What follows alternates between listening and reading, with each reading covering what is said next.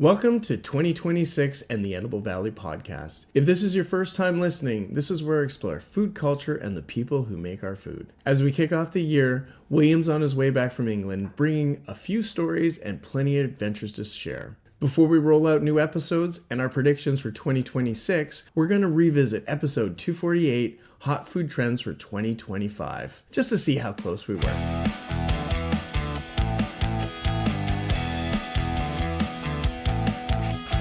Welcome to the Edible Valley podcast. We want to invite you as we embark on a culinary journey through the heart of Vancouver Island From the fertile fields, to the pristine waters of the Pacific Ocean. we'll explore the stories behind the food that nourishes us. Tune in to each episode as we deep dive into the flavors, the traditions, and the innovations that make this a true paradise. Now please join us as we explore our Edible Valley.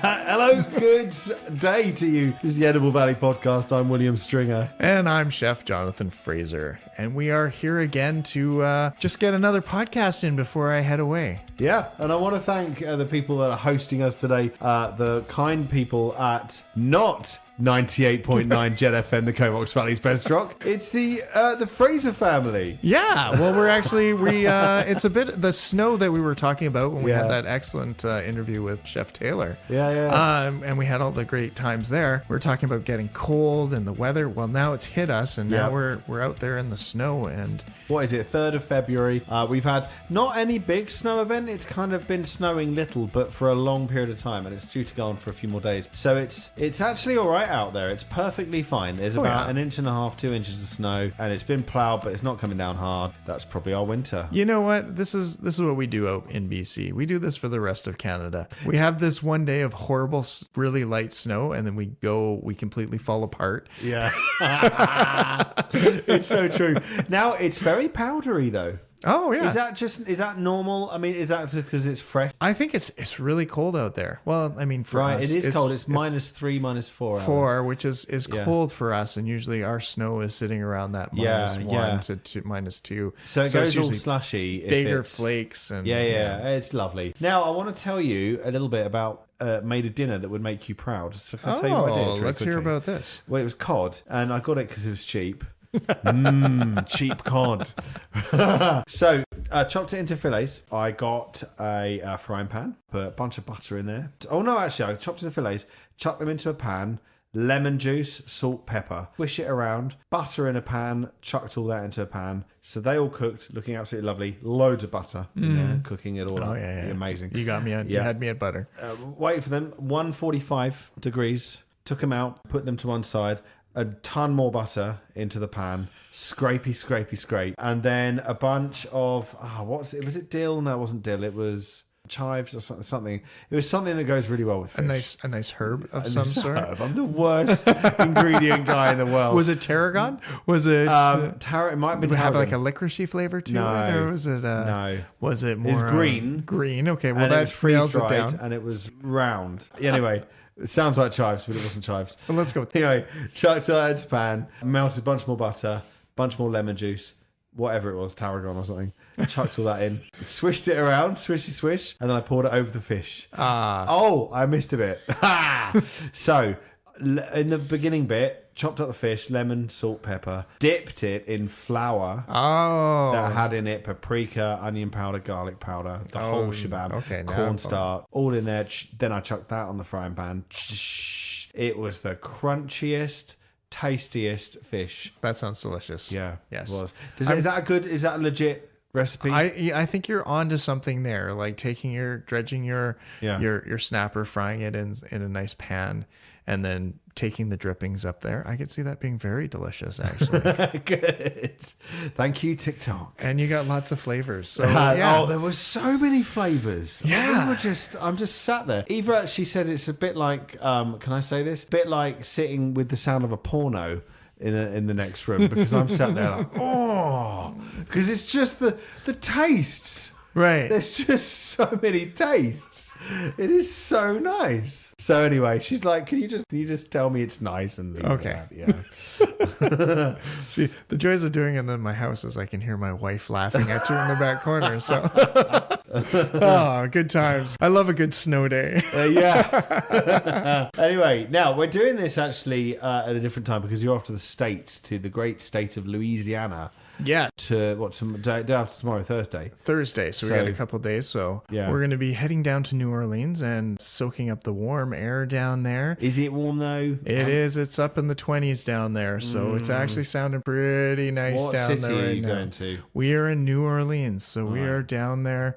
We are there for Super Bowl. We are going to be enjoying ourselves. We're going to be hitting Flavor Town. We got a whole bunch of interviews lined up. We're going to be talking to a bunch of chefs. We're going to learn about the street down there and all of those good things. So it is nice. It's going to be 78 degrees. I know. We're going to love it. We're going to be in heaven. Well, I didn't believe it. I thought it was going to be cold. Well, it was funny because like a week ago it froze down there. I was going to say I saw that, but it's already warming up because the Super Bowl's coming, right? It has to be. Yeah, that's what we got to be there. It's the law of the land.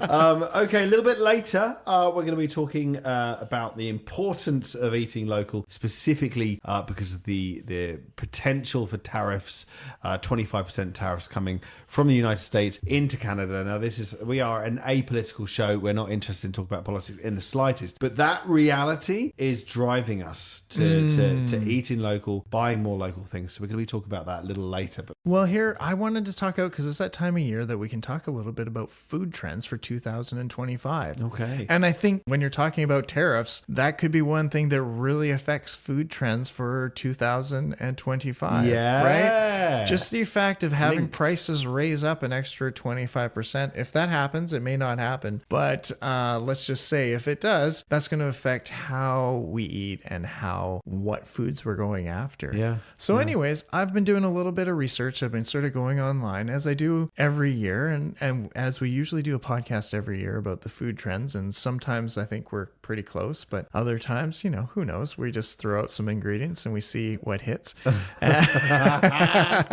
Do you remember any of the ones from last year? Because I remember doing the show. Yeah. Well, I remember talking. We were in the studio last year. We were in the studio. Which is weird. That was a year already. Wow. Yeah. I mean, a lot of the ones I think some of them have followed through to this year too. The one that we were talking about, purple yams, and which is a trend that I don't think really caught on for me. Yeah. That was the one that I was kind of like, I was excited. I was excited about it because I thought it was, and I think it did reach out there to a few people. Yeah. And there was some really creativity with that, but I just don't think I just didn't like them myself personally. All right. Well, now if I remember rightly, we did the spinny wheel. So come on. We can do it. I got to start off the spinny wheel. And we're going to get Erin into the spinny wheel in a minute as well. She's lying on the bed, so I'm sure she can hear that. Go. Go on. All right. Bloody spinny wheel. So first of all, I want to talk about, and we're sort of talking about this, sustainable and ethical eating. So it's really looking into things such as regenerative farming and zero waste kitchens. I think that's going to be a big food trend of this year. Okay. So, and I think this was one of the ones that was last year too, a little bit we talked about. We're looking at farms that are going to be producing that little extra, are producing more food. Yeah. Right. That are stable, right? That aren't using as many outside things to fertilize the soil. Yeah, right. Yeah. That's another thing is looking for alternative proteins. Because that's a big environmental thing, and it's a very big drain on the food system because a lot of proteins require a lot of protein or a lot of food to produce them. So and water, right? So finding some mainstream and some still niche items out there to look into. Now, food waste in restaurants. You mentioned food waste. Now I work for River Cottage in the UK. Briefly. Well, right. I wouldn't say briefly. I was there for about six and a half years. They tested out a system in a kitchen which would interest you to measure waste, and essentially the bin where you threw all the food away, all the food only, there was a bin for only food. Right. Which is pretty normal, I think, these days. But it's on some scales, and there's a little computer above it. A little bit like if you go to Superstore and you're going to buy some fruit and veg, and you can print out the barcode. You weigh it yourself and you print out the barcode for it. Right, of course. And so every time you chuck something away, like a bit of onion, right, you have to press onion and then throw it in there. And it will then send data on food waste to the owners, to whoever. Really? And then you're taught how to reduce that. They'll probably say, well, look, see if you can reduce that by 10%. Oh, okay. How do we use more of the onion? How do we teach better knife skills so we can not be throwing away so much? Of course, it drives people in the kitchen crazy because they have to go onto a computer and type in every time they throw something away. But I mean, in theory, all they have to do is press the onion button and chuck the onion in. Right. No, that sounds like a great idea. I've also worked with systems where you have a scale by a weight. That's the system I just told you. Oh yeah, but I mean, this was one you're not counting where it is. We used to do this actually with. You're just weighing the whole lot by just weight. weighing the whole lot. Okay, yeah, that's and just being like trying to decrease. We actually did this with the Hugh Band Elementary School salad bar program. Okay, because they found out that the kids are throwing away half of the food that was going on their plate, so they started weighing all the food that the kids brought in. Each class, at the end of the class, they'd all scrape into a bin. And then they'd take it down and weigh it. And then the class who had the least amount of waste in the bin got a prize or something like that. Oh, that's great. Yeah. That's fun. So it really drove the kids to make sure that they were allowed to take as much as they want, but they had to eat it all. And they got penalized if they took food and didn't eat it. So we challenged kids to eat. Like they would take a little, like if they wanted more, they were quite welcome to come back and get more. But it was one of those ones, take what you think you can eat instead of just heaping the plate as high as you can. Yeah. And they were all motivated to do it, eh? They were completely motivated because they got a prize out of it at the end of the day. Anyway, so that was one of my ones. And so, yeah, definitely working with that is looking at doing like a climate friendly dining and like really working on the carbon footprint in having that even on the menu as one of the staples of your business, right? Yeah. So I think that's something, maybe as a diner you can start looking into and being like, hey, what kind of things are you doing in your restaurant to be sustainable and keep it as a more healthy place for the world, right? All right, I do spinny wheel. Your turn to spin. My one's going to be in the theme of the Count from Sesame Street.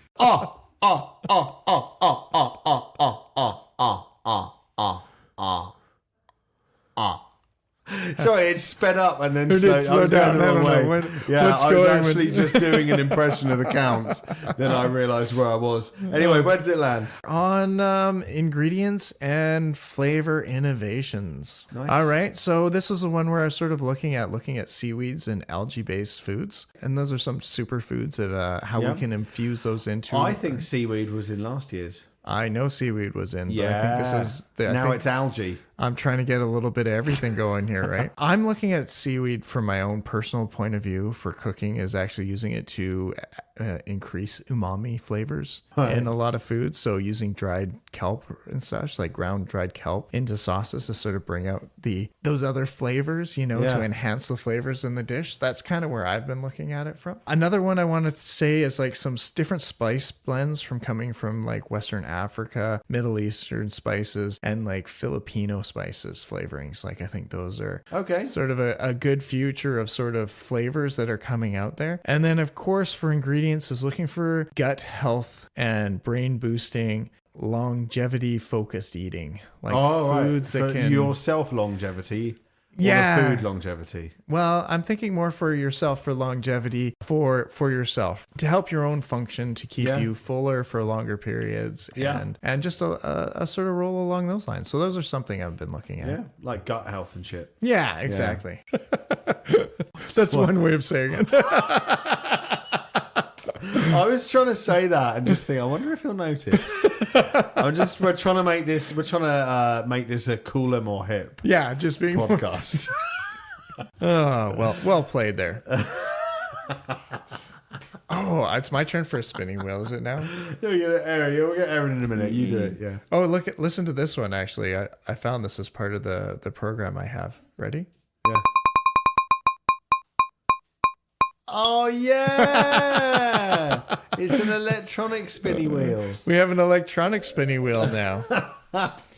Oh, okay. All right. So here's the one that I'm really working on. And this is one that I think I've talked about. And I don't think it's been a trend as much as in I think it's becoming a trend. It is a trend in everything in the world. Tech and dining innovations. So I'm talking about AI-powered meal planning and smart kitchens. Oh, okay. Like, I think that's I think smart kitchens. Smart. Are we talking fast food? We're high talking. production? No, I think we're talking a little bit of your own health in your own kitchen in your house, right? Like you have the ability to pull AI out to do meal plannings and having equipment in your kitchen that's smart that will cook for you and help you cook, right? Right, Those are kind of things that I was sort of looking at with that one. I mean, these things are all old technology, but you know, I still, I wake up when I've done a loaf of bread in the bread maker. Wake up in the morning and you've got your coffee that's done, and you've got your bread, a whole loaf of bread just sat there nice and hot, asking for some butter. And I just think, oh my God, that's unbelievable. But I know that's technology from the 70s, probably. But I think just bringing those all together and then having AI to be able to help you. Like the fact that you can walk up with your phone and take a picture of your fridge now and then go, hey, Mr. AI, Mr. Chat GPT, what should I make in my fridge? You know, like that is an option nowadays. Is that right? It is something you can do. Yeah.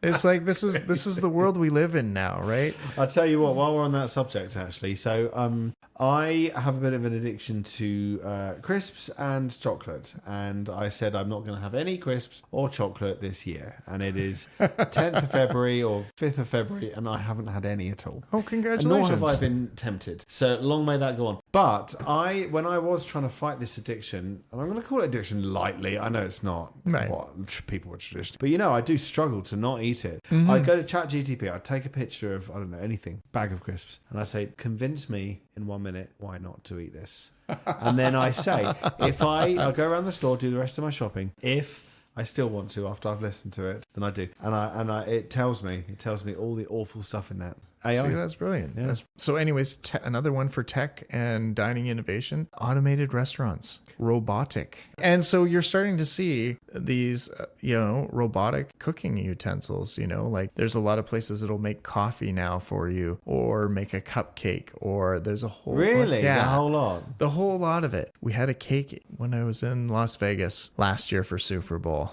and it was an automated cake that came out, and I was like, okay. And was it nice?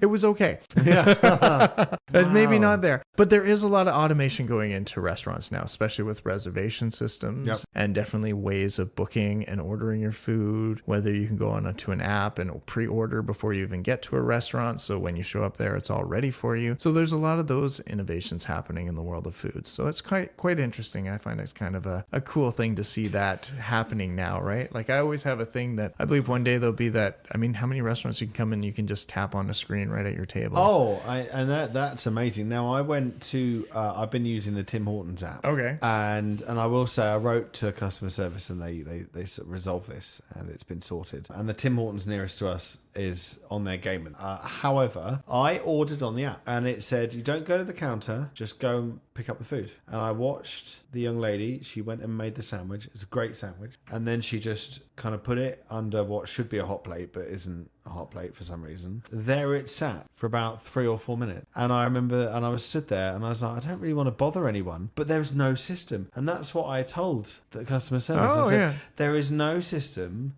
No one takes responsibility. Right. They were all standing around, all busy, trying their hardest. Yeah. But no one was looking out for the big picture.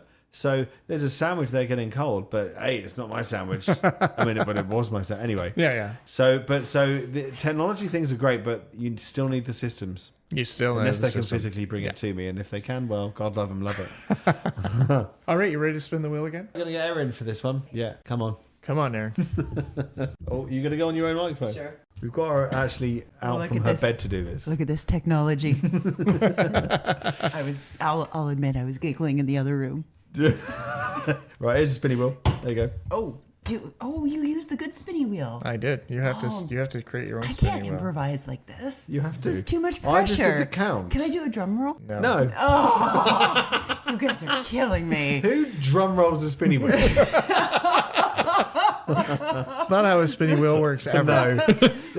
Hello, do you know spinny wheels? What is happening? I just ruined this podcast.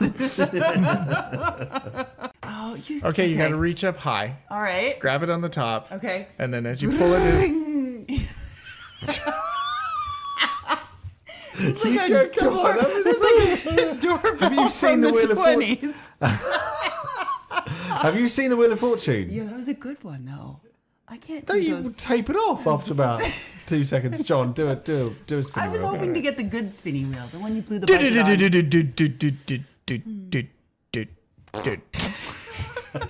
That was a good spinning wheel. That was a really good one. Right, Yeah. you get another chance. You One get more another time. chance, Erin. Oh, I can't. This is too much pressure.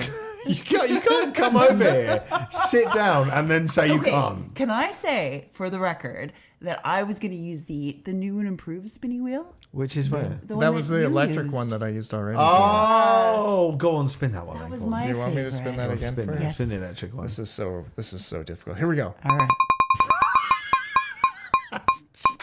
we paid a lot for that. Lamest spinning wheel I've ever had in my life. Right, John, food trends. Food trends. All right.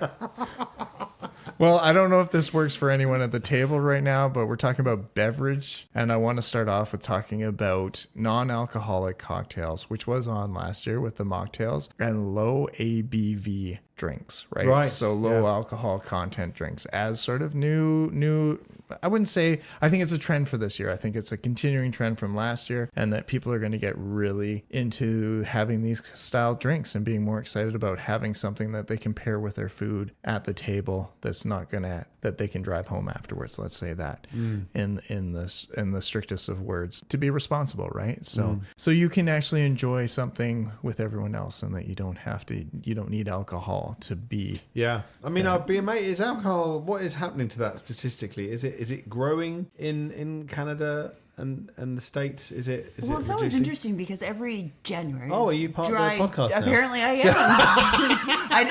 I didn't earn my I keep think with we the need to do a spinning wheel, vote on but this. Right, go on. I was going to throw in my 2 cents with it because I failed on the spinny wheel. But I was just going to say, with dry January, that always seems to be like a trend. And then people, they always come out with that report saying how bad alcohol is, and how it can contribute to health problems, and there's a link to cancer, and so I think that's always at the top of people's minds this time of year, and that's my cameo for the podcast. You can stay. The fact we like you because we're giving you beef. Yeah, that's right. I do agree. I mean, I've progressively come off alcohol just because I don't like the way it makes me feel. Quite honestly, and unless I'm having a fine. lot of it, in which case it feels great. Yeah, and then But- the next day feels awful. So Oh yeah, So I think another thing is going to be coming is a lot more fermented drinks. And I think around here we've been really on this trend for years, but like kombucha and Oh, yeah. shrubs and stuff like that, like really Yeah. fermented drinks that are it's so good for your gut. Exactly. We talked about health gut issues, and there's something that can help with that. I'm still trying to like kombucha, but it's Really? it But is you're always not? it is always a difficult because I always feel like it's bitter and gone off. And Right. so that's one 'Cause that it's got always that fermented. it's got that Are you fermented expecting flavor. a pot? Well, and it's not that I'm even expecting anything. I just that sour bitter taste is something as a chef, and maybe having to sample too much stuff to see if it was worthwhile or Yeah. it could be used. That's the flavor I always get out of it. So it's Interesting. always been a hard one for me to Yeah. really grasp onto, right? Yeah. So whereas I've actually really enjoyed shrubs because it's that fruit vinegar Yeah. sort of Oh, yeah. flavors. So adding Absolutely. those into a drink, especially like a nice mocktail, are perfect. Now, not to say that all alcohol is off the list, but I think getting down to really hyper local wines and spirits are a definite big trend again. I think last year was a little bit more like breweries. I am feeling like that trend is kind of coming to the end. Okay. Like I Yeah. feel like it's What's this Guinness thing? What's this Guinness The thing? Guinness thing about everywhere running out of Guinness because suddenly girls are all drinking Guinness. I am not too sure. I think I don't blame them because I don't sort mind of a made Guinness. me want Guinness. And Guinness, and to mix two trends, Guinness and non-alcoholic, and they've got non-alcoholic Guinness now. Really? Yeah, I bought some at Land and Sea, Yeah? and very good. You could not tell the That it difference. wasn't? Yeah. Yeah. It And was I think that's a wonderful. big thing too, is like a lot of beer companies have gone to non-alcoholic beers. Yeah. Which I mean, I've always been like, it sounds like a waste of a good beer, but actually, they're quite enjoyable. And at a barbecue, you don't drink them too fast, and you just have a nice, it's a nice thirst quencher, So Exactly. Yeah. Absolutely. Couldn't agree more. one last spinny wheel. All right. Okay. This is you. My turn. Okay. Whoosh.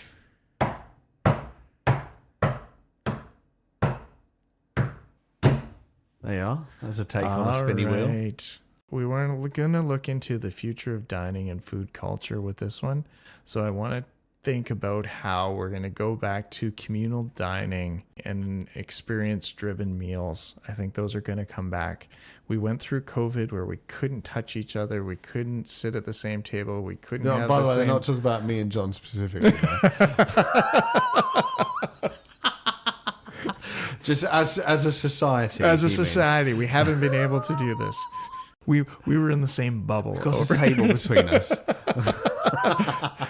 Anyways, so those experienced meals, I think, are coming back. Food as wellness, right, is becoming more health conscious in there. And so the whole connection between sharing a dining experience, I think, is going to become more and more important in our dining culture. And then this leads me to our last little sort of thing on this, and then it's the ultra localized food sourcing. And I think as we started the show talking about with, you know, the thing of tariffs coming in, is that now there's been a reason why we've always talked about supporting local. Yeah. Right. And I think this is a really good example of why we need to invest into our own food systems, and especially keep 100%. Them very within our own region for times like this. Not that I'm saying going out into other areas and experiencing foods there, but it really helps to keep a stable food price. Yeah. For sure, right? Oh, yeah, yeah. And we'd be fools if we didn't support our own food system. You know, one of the main things a society and a country needs to do is support its own people and feed its own people. Exactly. It's like job one. Keep them sheltered, keep them fed.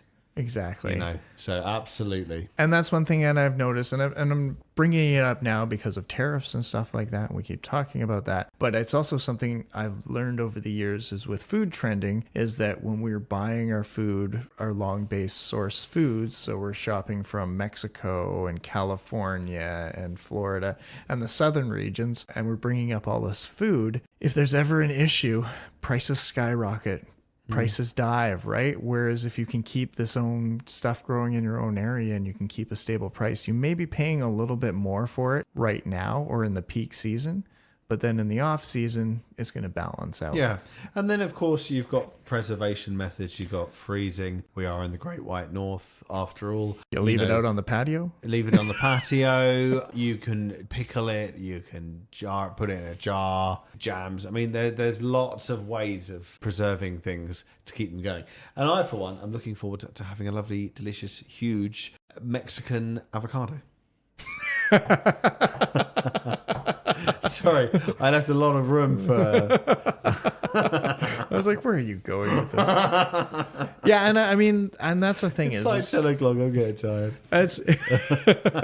I mean, the thing is, yeah, we're lucky that we get to experience food from all over the world, but we have to also look at securing our own areas, right? And then that helps us maintain quality and standards, especially in our own products. You know, we're ensuring food security is what we're talking about. You know, the environmental impact is definitely reduced, right? Just the transporting food from one area of the country to another area of the country is ridiculous, right? And you start looking at liquids, and that's something I know ordering through distributors. If you're like anything that's with weight or is heavy on a food truck, they're charging you a premium price to make sure you ship it. So looking at how you can reduce those sort of markets. And I know there's always going to be time that you need to bring in food from other places. Just making smart and healthy choices on that. And maybe thinking, you know what, this may be from Alberta, you know, this may be from the prairies, right? Let's give that a try instead of something that's coming out of California. Absolutely. Well, and it couldn't be a better time to be discussing these things. So, you know, as this goes on, we might be discussing it even more. If the tariffs do come in a month's time, we'll definitely be discussing it because it'll be more of a necessity. If it doesn't, then I think it's a good idea that we try and keep some of that closeness to our own areas. Say that if we lived in Arkansas, then we'd be looking for stuff grown in Arkansas, and if we were in India, we'd be looking for stuff grown in India. I think it's just good to keep close in that sense. So yeah, I think hopefully we'd learn a continuous lesson from this. A great plan for us for this year at least, right? Alrighty. Well, look, you're off to Louisiana. That's right. Have a great time. It's going to be fun. Oh, yeah. They're a great bunch of people down there. I know it's going to be a really, really fun time.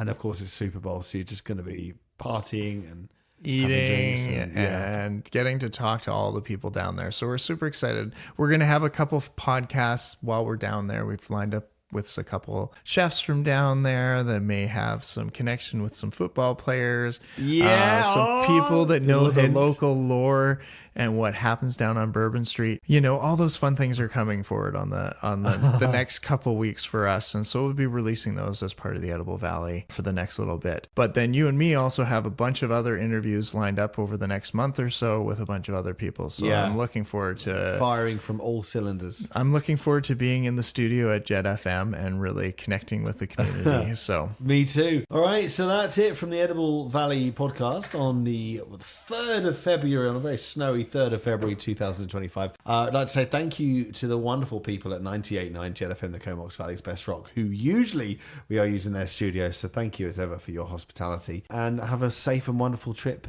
down south. Thank you, Will. And thank you for listening to the Edible Valley podcast. Cheers.